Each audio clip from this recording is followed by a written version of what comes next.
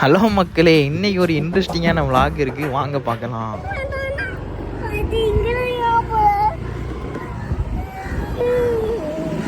Pencil வாங்கி தரியால? கடையில் வாங்கி தரியா பென்சிலு? வேற என்ன வேணும்? வேணுமா வேண்டாமா? பென்சில் வேணுமா? சரி மாமா வாங்கி தரேன்னா பென்சில்.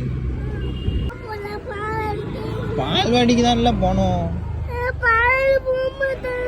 ஏன் பால்வாடிக்கு தானே போனோம்?